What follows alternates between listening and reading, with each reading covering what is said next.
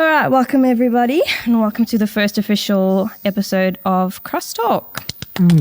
Okay, so CrossTalk is a new podcast being recorded live from Fountain Vineyard in Quebec. I can't say it. And it is a podcast aimed at young adults and answering and tackling questions that they may be having, but also bringing in, breaking that generational divide that sometimes exists. So bringing in some older folks or some people that are younger with new mindsets, new perspectives, and all of that. My name's Simone.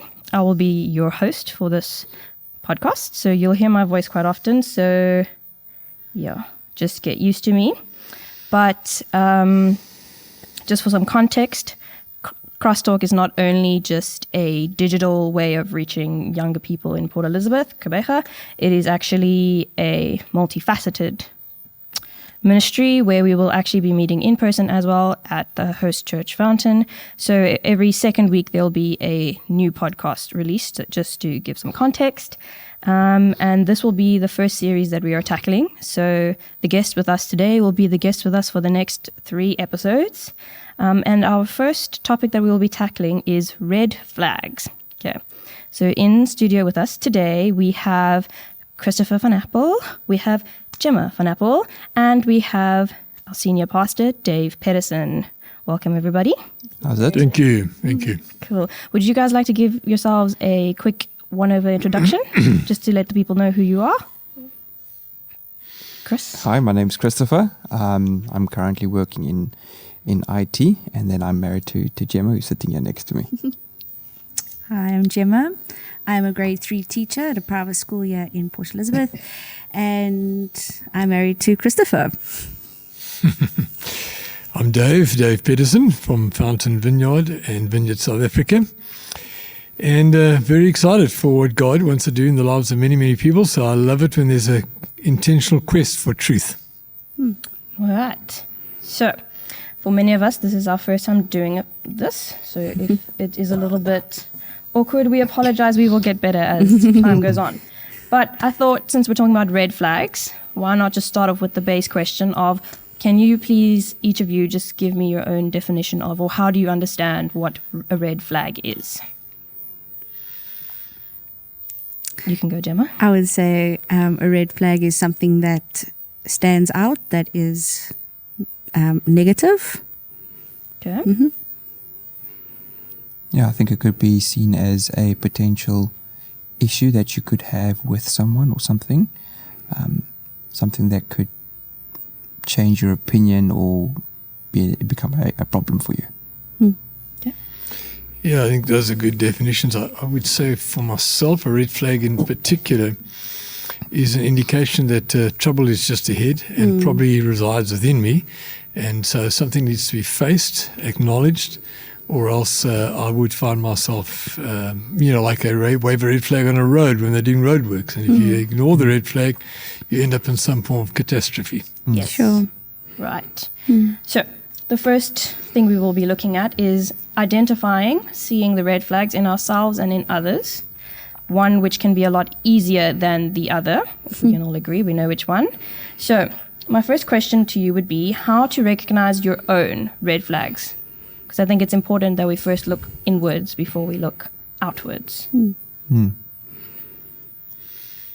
I think it's quite important to have some introspection where you need to be able to look in on yourself, being able to see if there's any issues, and that I think being able to get some opinion, some advice from other people, because you may not be able to see something in yourself, but sometimes the people around you may be able to see it in you, that it might help to point it out, and then they can help you and just let you know a potential red flag that you have, just so that you know where to start off with.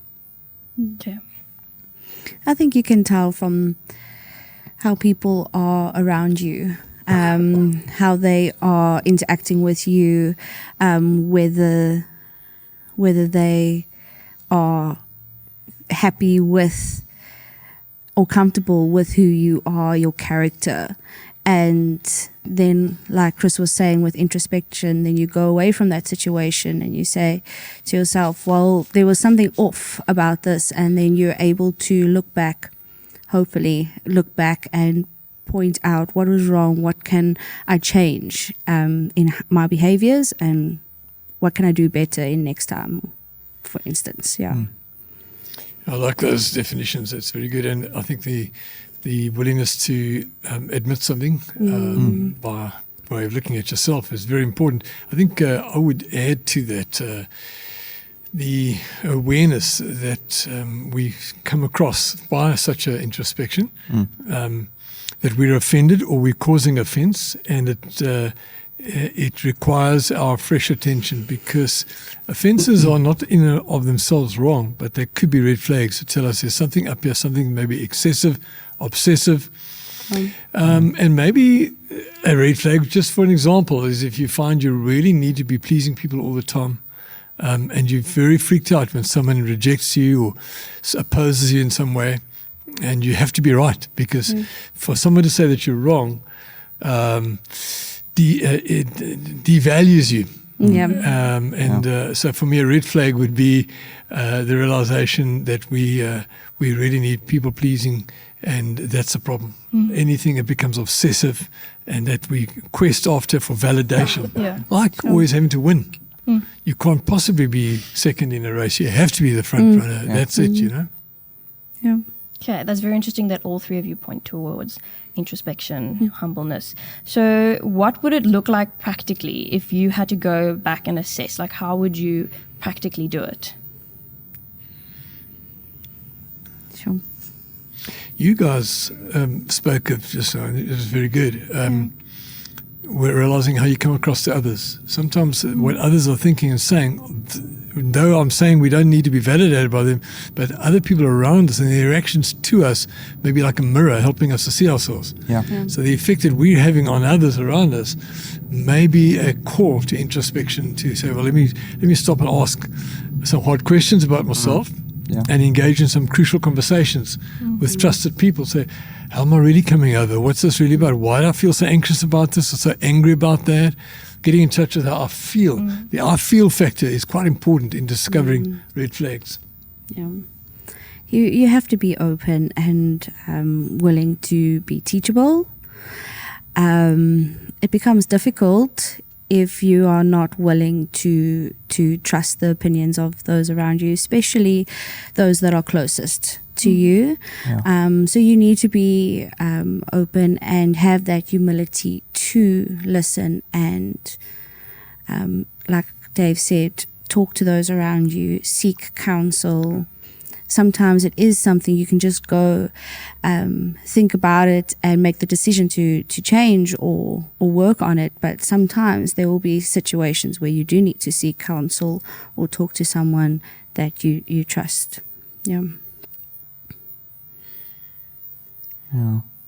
Okay, have you guys ever found yourselves in a position where you are needing to address a red flag in you? I know you touched a bit on it, Dave, but Jemma, Chris, have you guys ever found yourselves at that point? I think we've not necessarily. I guess it would still be red flags to a point where it's something in ourselves. So now with the early years of being married and that, I'm used to just going about things my way, but now I've got to have someone else that has an opinion, and I need to now be open. And I need to be open to what Jemma has to say, and sometimes it does require us to have a tougher talk, and then I can go away from that after having the conversation just to look in on myself in order to try and find out what could be causing it, why am I acting or saying these kind of things, so that I can then work on them to improve and to deal with it so it doesn't keep affecting us. Yeah, I have been in this situation, both with Chris in our relationship and then with very close friends. And it is difficult in the moment. It's very difficult, especially when someone is bringing something to light about your character. something that you weren't seeing before, it's difficult. But like I said before, you've got to be open and willing to now go and think and process and speak through with someone that you trust, and really look at, how is this true? How much is it true? When has it happened? And through that you can process. And from those things, I have made a decision to be better in those situations and with those red flags that have been pointed out. Yeah. That's good. I think it's like going to a doctor, you go with presenting symptoms, and the doctor says, what's up? And you tell him there's this and there's that and the other, and he interprets from the symptoms a possible diagnosis, and then he prescribes some form of action or treatment, therapy or prognosis. And for myself, you asked a personal question. It was pointed out to be by my own wife, who I love very dearly. And so often, let me just say, when God speaks to me, it sounds like my wife. But how I would often be present. This is some years ago, and this particular realization triggered me into a fresh journey of growth. I'd be present physically, but emotionally absent. And she helped me to see that. And I realized that this is not right, because Jesus is known in the scriptures as the I am, the Yahweh of the New Testament, I am the light of the world. I'm the bread of life. I'm the resurrection and the life. He's the great I am. He's very present. He's not I was or I will be. He is the I am. And I think the supreme revelation of God is He wants to be present to us. And realizing that if I were to live in the present, completely aware of the present, I need quite a lot more recovery from my own issues that had kept me, my own fears and background, my anxieties that had overcome me. And as a result of that, I began to move in a healing way. It culminated when a friend said to me, he just felt like God wanted to take off of my life an orphan spirit. And he began to pray for me about that. And the very next day I had an encounter with God at the Tennessee River, which was transformative for me.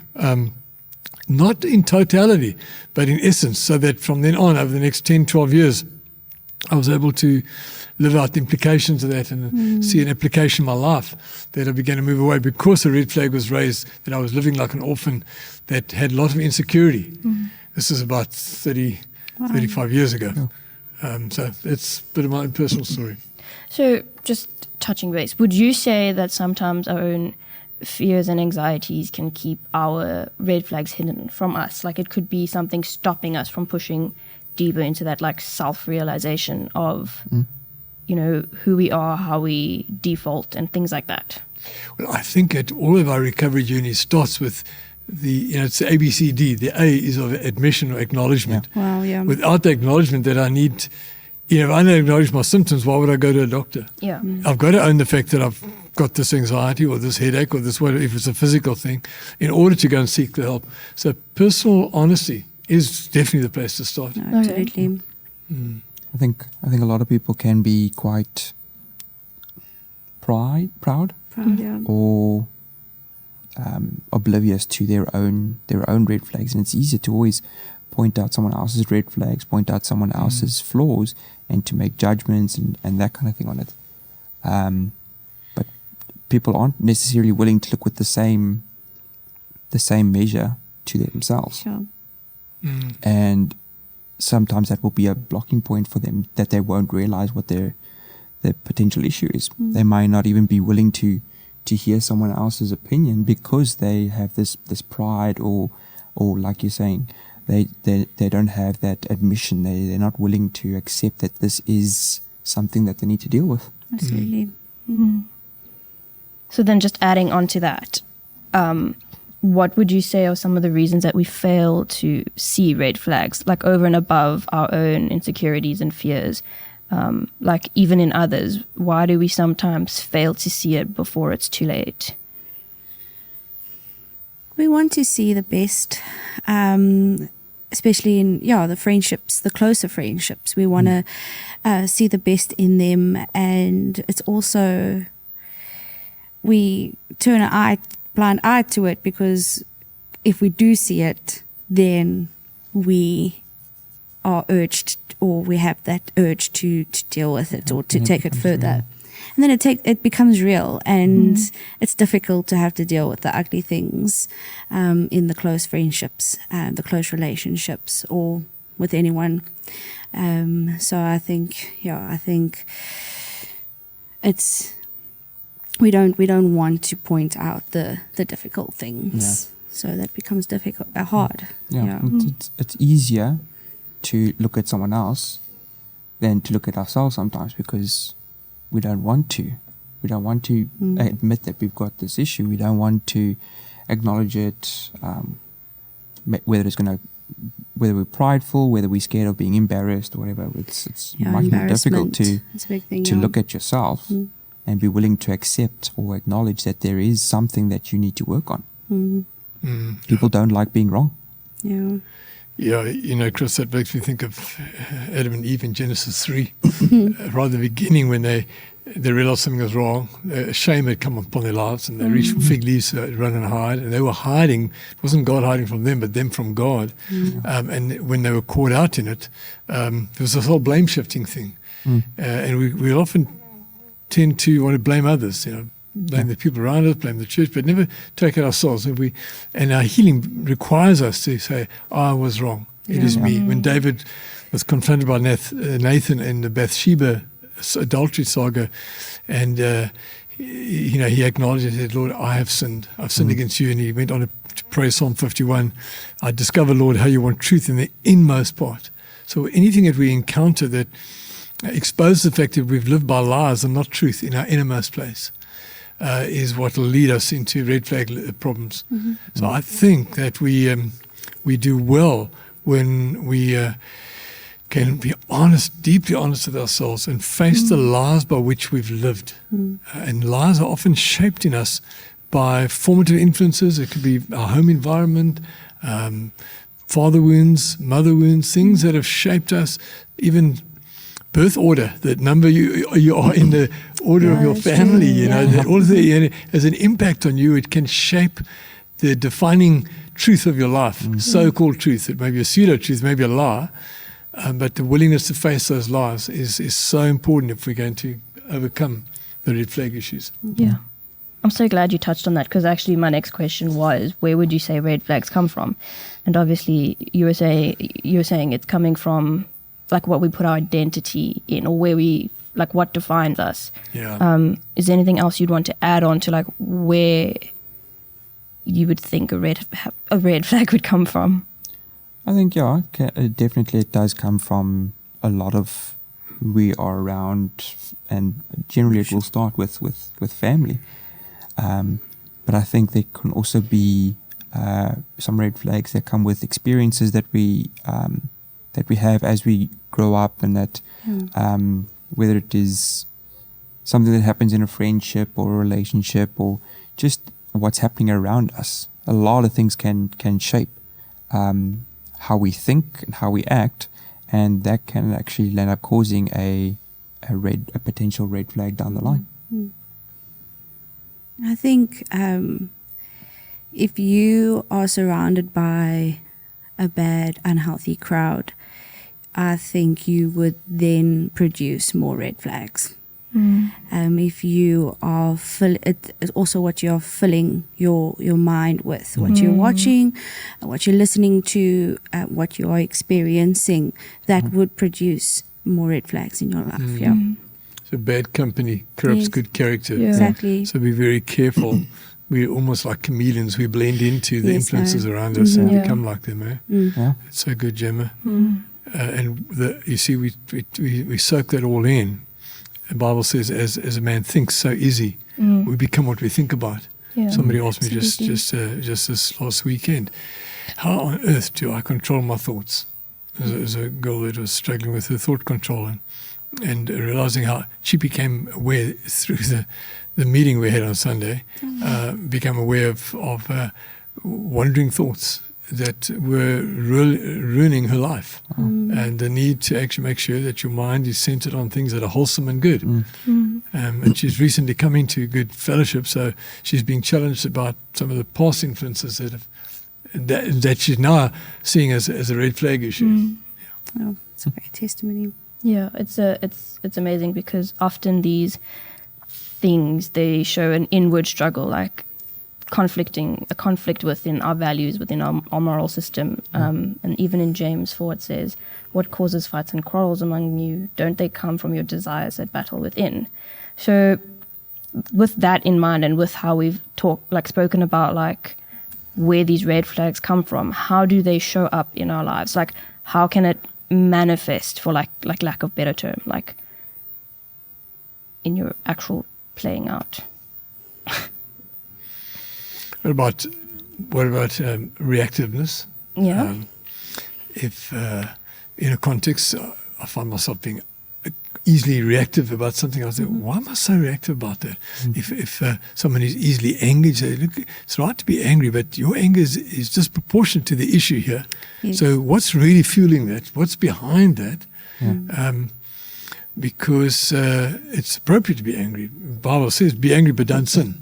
So make sure you deal with things on a regular basis, so that you don't have accumulation of things that can destroy your life, whether that be anxiety factors, anger factors, things that have happened in the past, and now something triggers now because it reminds you of something much deeper from long ago. So reminders are factors, you know. And anything that turns on the light of understanding can expose you to the need for the challenge of some historic factors that have been influencing your life in a particular way. How do you guys see that? Yeah, I mean, just maybe a personal example. I mean, I get easily embarrassed. It can be the smallest thing, and for me it feels like the end of the world. And that roots from when I was a bit younger. At school, I was embarrassed quite a bit for different reasons, but and so through that embarrassment, I react poorly. My reactions come out in short, like I have a short temper, or I get very, very angry, or I shout. You know, and that's rooted back all the way back to when I was younger, you know. So for me, that's a red flag, the way I react when something embarrasses me. But that is a red flag that I am aware of, and that has been, for myself, I'm aware of that one. It's been pointed out to me. But it's in my reactions, how am I reacting? Where does it come from? Being aware of that. Yeah. So I'm hearing a lot of awareness, which is, the acknowledging. And I think the question would be, how do we help bring that out in others? Because we first look at ourselves, we acknowledge ourselves, but you may find yourself in a situation where you're sensing a red flag in someone else. Like you said, it's a lot easier to see within someone else, and people often see ours before we do. So how can we take that well as give it well? Like receive the not criticism, but like receive the advice well as to give it in a manner that is receivable. I think it's best to be able to look inwards and be able to deal with our own things. We can't go around pointing out other people's issues if we can't deal with our own. So I think it's first important in order to know how to deal with our own issues, and then if we do see something that comes up with someone else around us, it needs to be able to, you need to be able to have that relationship with the person, that connection with the person, whether it is a friendship or a relationship, or even in marriage, and that it's important to be able to have that connection with the person, and then you need to be able to bring it to their attention from a place of love. You can't just point out this is the issue and this is what you need to deal with. You need to bring it with some sensitivity, so that they don't feel necessarily offended too easily or too embarrassed, and obviously not in a big public setting. It's not there to embarrass them. It's there to help that person to see something that maybe they need to work on, and so it's more of a just on the side kind of thing, just to speak to them so that they can work on it, not so that everyone else can know what it is. Yeah, on that, you've got to be careful that it does not create a topic of gossip between a friendship group. Specifically, if there's a group of maybe 6 friends that are all very close and you've now noticed something, I think, just pointing it out with that person one-on-one as soon as you are sure about what you're seeing, just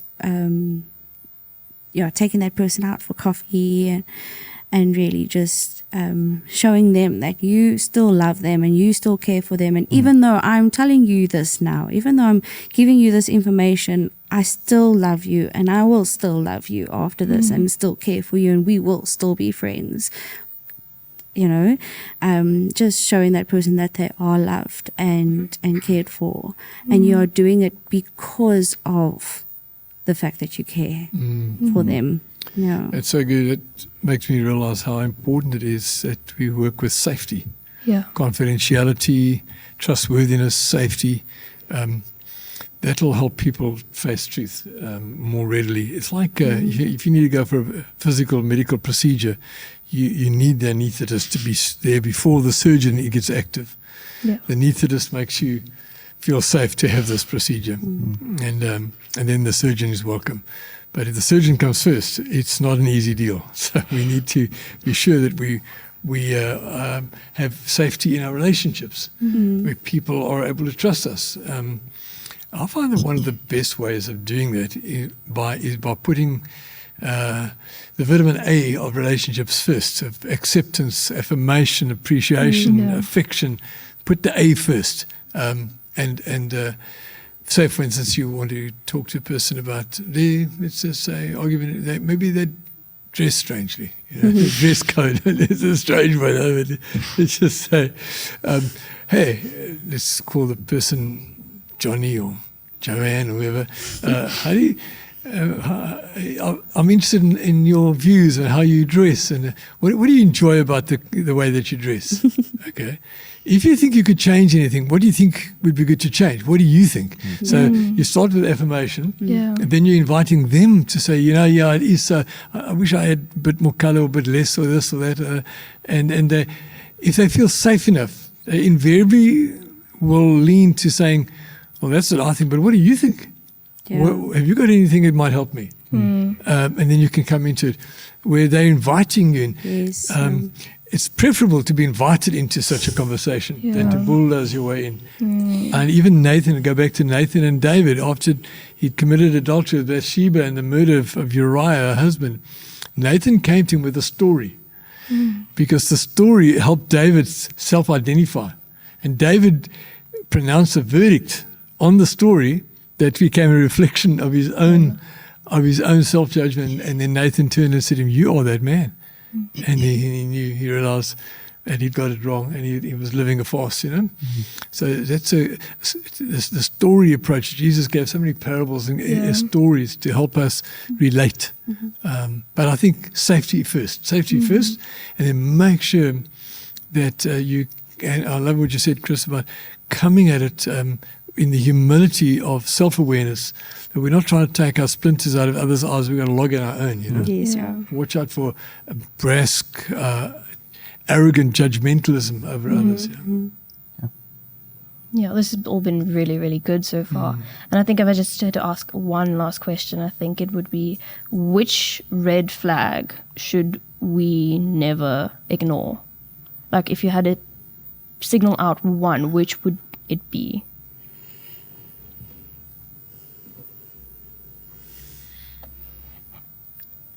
I think it has to do with fear. Mm-hmm. Fear has torment, says John, Fear has torment. The perfect love of God casts out fear. So when we deal with anything that makes us afraid, that's a good thing to say. Why am I so afraid? What gives me this anxiety? What freaks me out like this? Why am I so afraid? And sometimes, it's the scared dog that barks the most. Yeah. Sometimes we're aggressive towards others because we're afraid of ourselves being insufficient or inadequate, and I think if we become much more self-conscious or self-aware about our own fears, that red flag will help us discover things about ourselves, about the lies, for example, that we may have lived by, like we're not enough, God is not enough because our parents weren't enough, something that is formatively influential to us was not enough, and we're afraid of the deprivation or the scarcity or the loss, and so fear is a great indicator. I know a man who delayed getting married till his late 30s because he's afraid that he would marry into a situation that would be a repetition of his parents' marriage, which was a very broken, dysfunctional marriage, and he didn't want that. So he delayed much longer than anyone else. He could have married much earlier, but he didn't. And he acknowledged it later as fear, but he never resolved the fear until much later in life. I would say anger, ones that lead to how you are when you are angry. So unhealthy ways that you show your anger. Because our anger, if we are showing it in unhealthy ways, it can lead to a few other things. Losing our temper, how we lose our temper, how we treat others in our anger, making someone else feel hurt if we are feeling hurt. So I think those ones, anything that relates to how we show our anger in unhealthy ways, I think those are serious red flags. I think maybe we could be looking at things like how we treat other people around us, whether it is out of anger or out of fear. I think anytime we're starting to treat the others around us in a negative sense, is something we should definitely be looking at, because even though we've got some issues that we need to work on ourselves, we should not be negatively affecting the others around us because of it. It should be something that we realize straight away that we're starting to affect the other people around us. And so it's something that we actually need to then see as to why, whether it is out of fear or anger or shame or whatever the case may be. Anything that's starting to affect those around us should definitely be looked at. Listening to you talk like that, I'll give you a personal experience. I learned to love truth in sub A, or standard grade. Was it grade 1? Grade 1. Yes. I found myself wanting to make sure I got this. I think it was called accounting or arithmetic or something in those days. I had to get it right. So I peeped over to my friend's book and I got the answer from his book and I wrote it in. But something in me couldn't settle, and I was so distraught that night. It just grew on me, the discomfort of having cheated in a test in grade 1. And my parents said to me, "What's wrong?" And I said to him, "I think I've done wrong. This has never happened to me before." And so it's an awakening of conscience, But they said, "Well, there's only one thing you can do. You've got to acknowledge it." And my teacher's name was Miss Brooks. This is back in Dale College. I said, "Miss Brooks will kill me if I do that." They said to me, "Well, you're either going to live as broken and scared as you are, or go and face the music." And I said to her, "Living like this is not worth living. I might still go and let her kill me, And so I had a horrible night. The next day, I did go and tell her, and she said to me, "What you did was wrong, but what you've now just done is right. You've come and brought it forward, And so now I want you to know I forgive you, and this is going to be a good life lesson. And here I am, how many years later, telling you about it. Yeah. Sure, The it's love of truth amazing. is so important. The truth of who God has called you to be, and the foundations of your security are so important to be in Him. And that for me was the beginnings of the facing of a pseudo settledness, not living with truth. And I realized that if I didn't deal with it, what you don't deal with will deal with you. I would have continued having sleeplessness and all kinds of angst and whatever. And you never know where it's like a snowball effect. A little thing can lead to other things and other things. Eventually living a completely insane life, Yeah, absolutely. I'm so glad that you ended like that, because that actually leads us into the second episode. So for those of you who are more interested to hear about, God in the red flags, be sure to come back in 2 weeks. But I think I'm confident that this was a good first episode. Yeah. So I want to thank you guys for being open and honest. I know it's a bit orcs. But yeah, I just want to thank you guys for being open and honest. And we'll see you guys all next time on the pod. Thank Excellent. you. Thank you. Thank you. Okay, cheers.